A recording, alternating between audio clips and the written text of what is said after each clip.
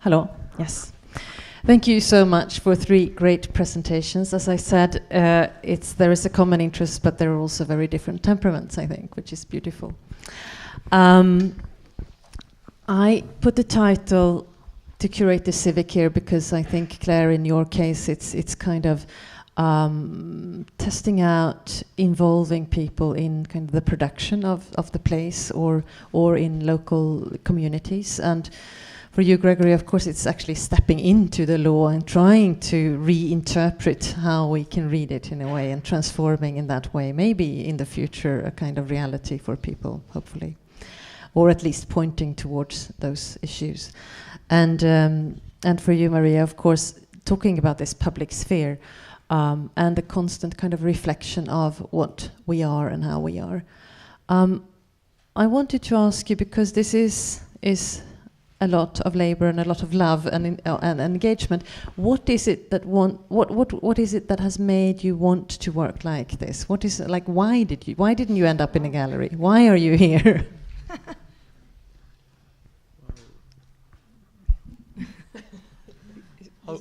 How to answer in like very shortly?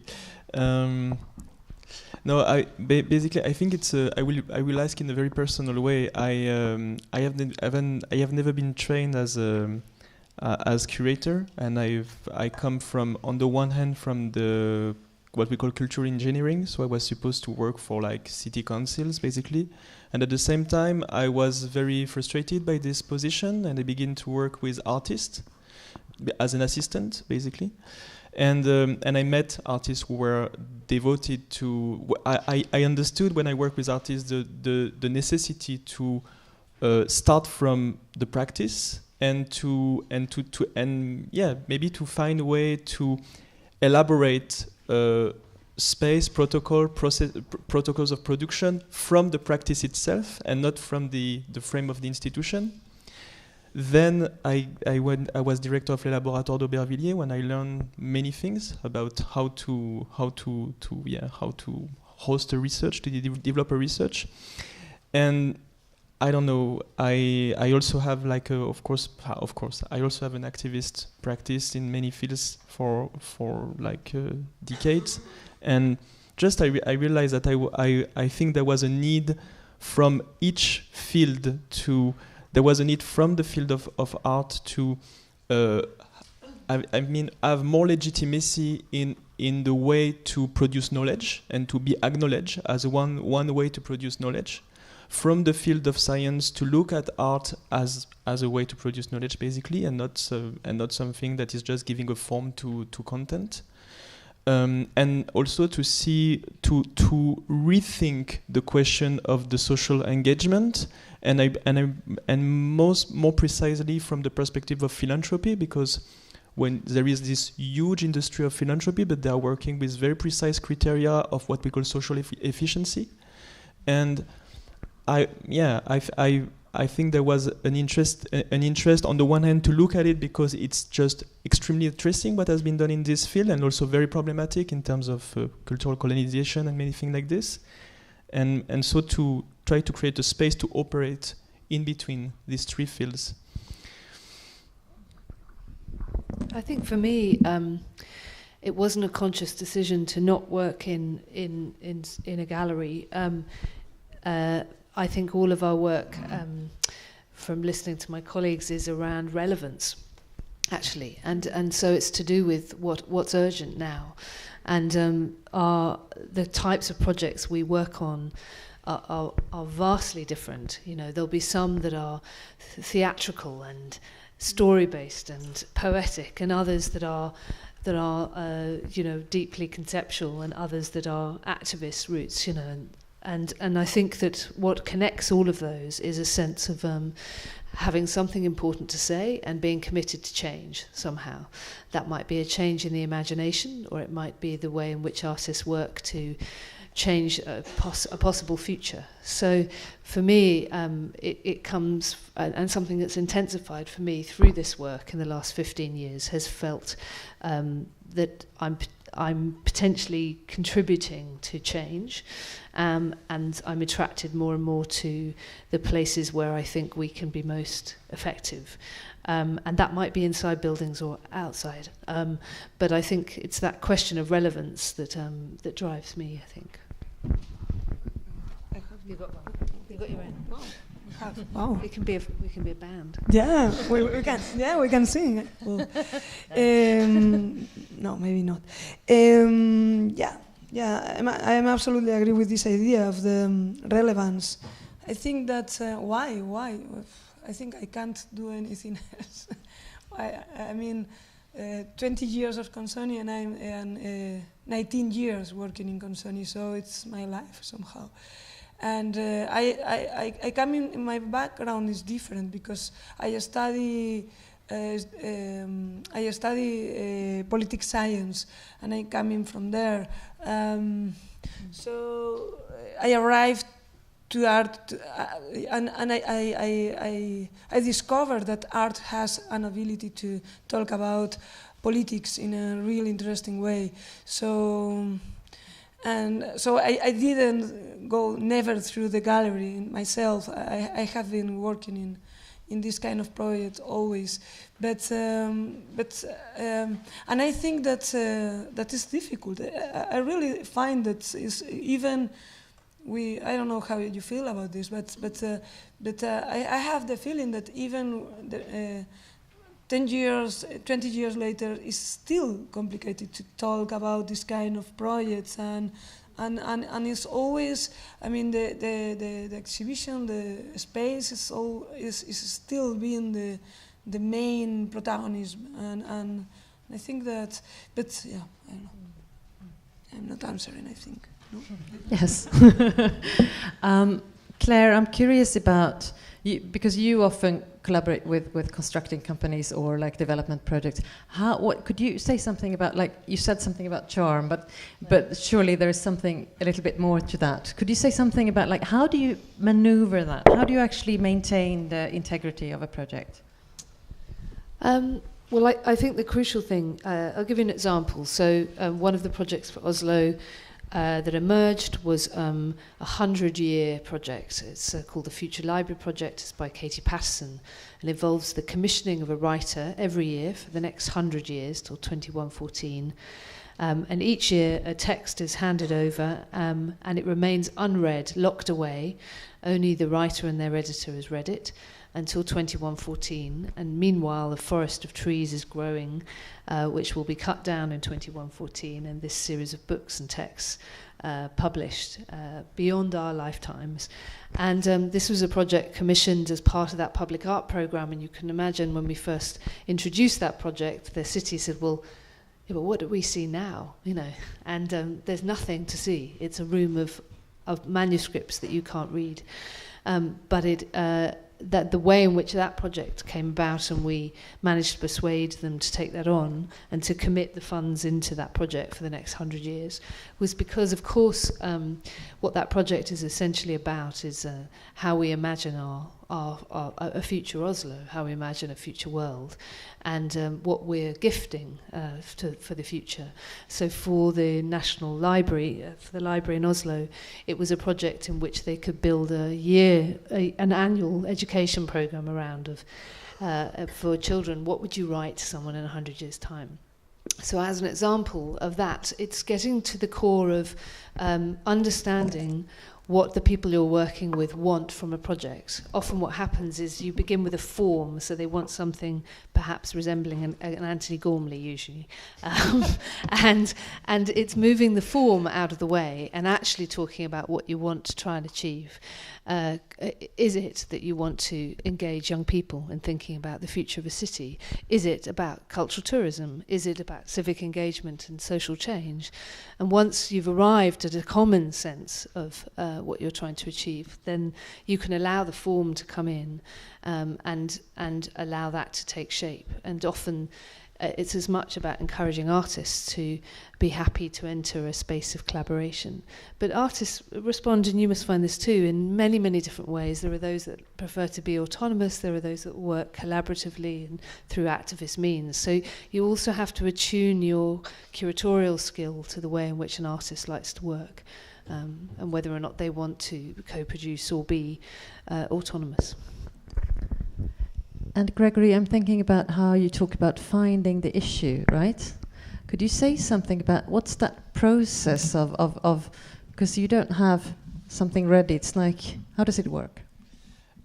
Yeah, so this question of finding the issue comes from, we, as curator, we have an autoimmune disease that we are supposed to know what is going on and know what are the trends and the issue, the urgent issue, urgent as Aubris will say, urgent.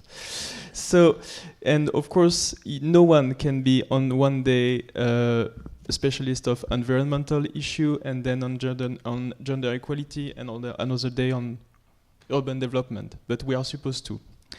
So, my way to react to this is to be specialist of composition, this thing that I was talking about, the way to relate knowledge together, and to start from issues that are defined by people who are affected by it. So this is why I enter in dialogue with activists, with NGOs, with people. And so we spend lots of time talking with different people who have this daily concern. Then when we choose an issue, we need lots of parameters to choose an issue. We need to feel that there is on the possibility of composition, basically, so that the people who are commissioning feel that they are ready to be a little bit transformed, because of course we explain that we want to bring in the dialogue fields that they don't, that are not taken for granted in their way to act and to think. For example, this NGO was not considering art otherwise, like for years they were using artists to illustrate their magazine, basically, but which is like a usual way to these fields are very separated.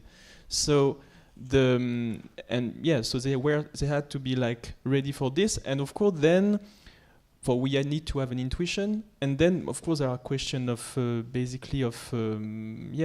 possibility of financial support, because it's extremely complicated to fund this kind of project, and so yes, we need to look for a miracle, and then there is always a miracle that happens, but there is so this miracle then was Heinrich Böll Foundation, for example, was like supporting. No one cares about LGBTQ people in Middle East. No, there is no funding about it. Nothing. So it's and we met these people. So that's miracle. Thank you. I think if someone in the audience has a question, we have a microphone here. So just wave. Yes.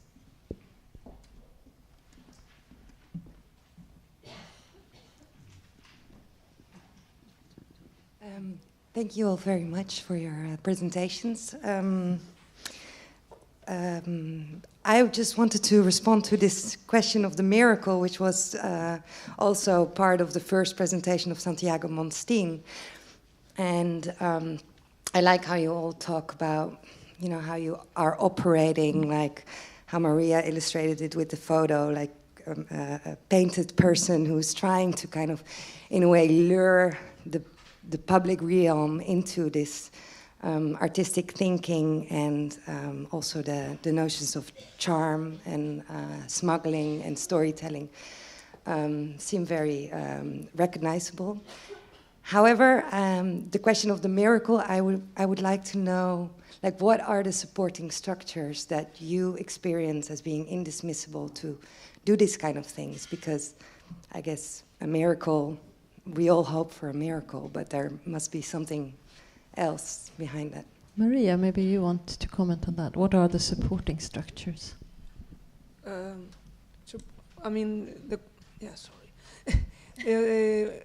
Who is supporting Consonni will be, or what is I think behind, like what makes it happen, right? Yeah, like how is it possible to realize those really difficult projects? How we can eat.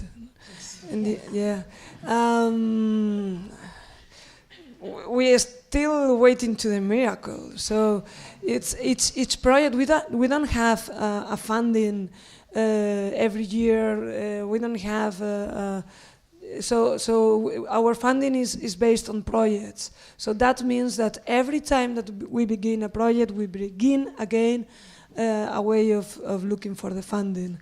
So that's why I was saying that somehow publishing is also this space of resistance that is giving us a continuum.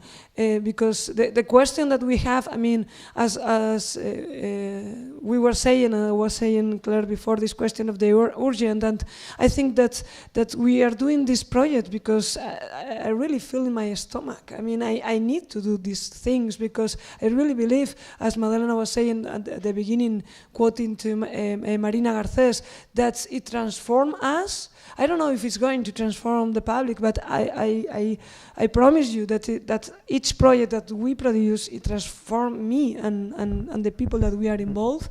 So we need, it's an urgent. I think that somehow I believe that we can change things through art, and that's why what we do. But we offer projects that nobody else want to do and to support. So each time we have to go to the Basque government, we have to ask for grants. We have that's the way that we work in these 20 years. We don't have an institution behind that is supporting the project. So it's time, for example, the La Pública, the project that I was showing, it was in collaboration with Tabacalera Art Center in San Sebastian and with the Capital 2016 of San Sebastian. Or we have made projects with Art Museum, or inside with the EMPAD, European Network for Public Art Producers. We got European money. So each time is trying to discover how to make it happen. That's why we now focus on. We are focusing in this question of the publishing because we think that it's not going to be, our funding is not going to be only based in miracles, but we are going to try to have, with the distribution of the books, I mean, you have a continuum. It's every month doing the same, trying to sell the books. It's like a structure that at least is somehow an industry. Or I don't know, there is a way, you know what I mean? But with the projects, it's like, waiting to the miracle, it's time. And I'm a little bit old maybe, for that. Maybe the interesting thing is, so we have this network called the European Network of Public Art Producers, which sounds incredibly grand, and it's not at all. Set up by Stella at the back. I think she was here. And essentially it's a peer group, and what we discovered through working together, and it's now expanded a number of new partners, is that exactly what Magdalena was saying at the beginning, which is that we need new types of institutions for this type of work.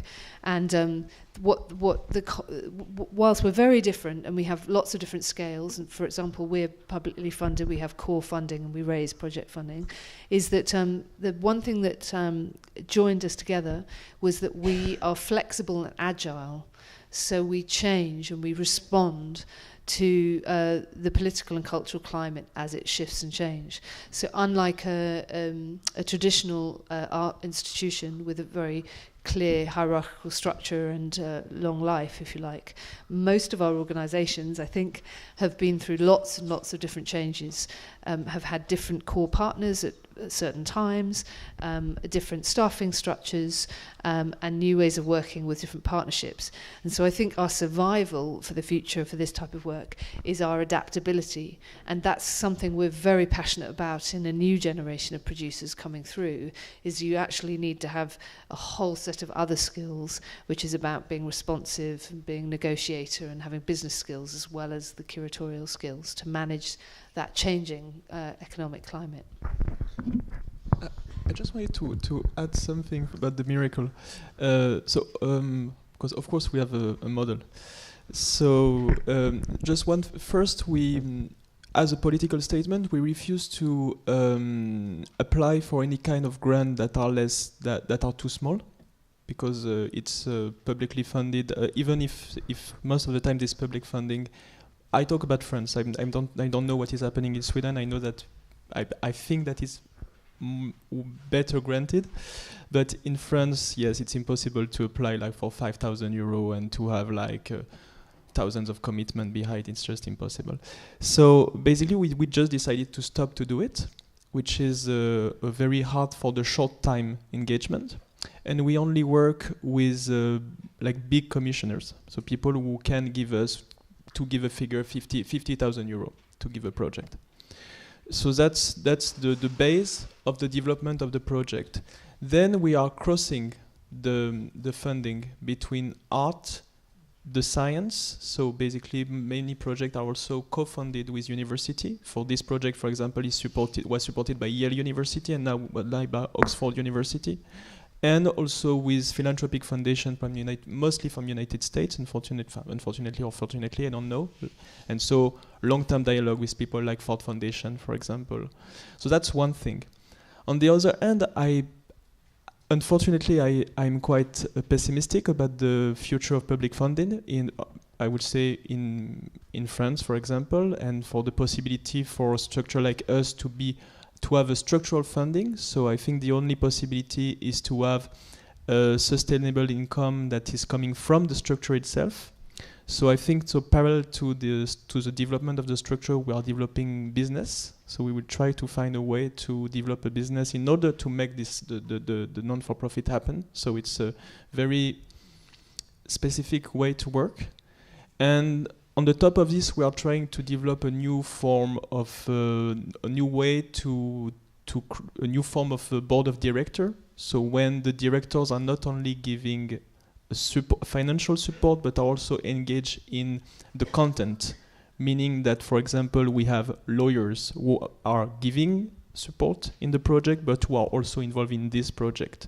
And as you can imagine, we have many different research, and the different persons have these two faces, content and finance. So just a more clear answer. Thank you. We have one short question, and then we have coffee. There's one in the front here.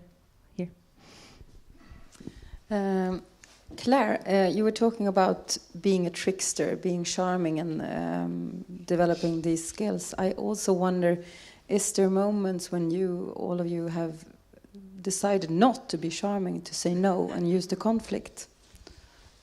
Yeah. And could you tell us and share that, please? Yeah, I mean, when I say charming, I don't mean not genuine. Okay, so I guess that's where it comes from, is the belief, in what you're trying to do. So there's a degree of knowing how to negotiate, and often it's on someone else's terms. So you're negotiating. I'm sure you have the same thing, negotiating a position, but then also knowing when are the times to walk away. I think the biggest mistakes I've ever made in my career have been when I haven't walked away, and when I should have done. And so I've got better at that, to realise actually that when there's either the project is too compromised, or to stand up for something, to hold a position. So yeah, I think it's very important. Yeah, our project is very inspired by a political philosopher called Chantal Mouffe, who has been worked on the notion of agonism for years. And so the notion of agonism, to really say it very quickly, is a way to transform the enemy into adversaries. So enemy don't recognize the legitimacy of the other. Adversary, even if they are opposite, recognize the legitimacy of the other. So the space we are building are not a space for common, a space where people agree. It's a space where the people who disagree can be in the same space. And so, for example, it's not a space here when we agree on the definition of nature. Everyone disagree in this project, but we see that the nature is a contested ground. It's not something where you can say nature is this, therefore people can be prosecuted. And it is the same for the different projects we did. Yeah, and I wanted to add that the question of public sphere is based on Rosalind Deutsch, and Rosalind Deutsch, she's based also in Chantal Mouffe, and this question of dissent is not this public sphere by Habermas that it was that we are all happy together. Is more this question of dissent, and it's true that it's complicated. I'm angry a lot of times with institutions, mostly. I don't know if the question that I was mentioning about this trying to publish this book and try to have this autonomy, it comes because of that, because it's too much discussions, too much negotiations with the public institutions, and it's true that for us, when you were saying about this question of the commissioner and trying to find, I understand what you say, but I'm scared if a project is coming with one commissioner, with one institution that is funding the project could be somehow compromised. I mean, it's complicated. When we were doing La Pública again, it was the Tabacalera, it was 2016 that they were supporting the project, and we discovered that we needed much money to put in the project to have the autonomy and to recover the project, because otherwise there are so many people, there is too much people saying how you have to do things. And that's something that I am really scared of. When the money is coming from public institutions, and with this political situation that we have nowadays, I'm really scared of what they can ask and what they can ask us not to do or to do. Mm-hmm. So that's why I believe in autonomy.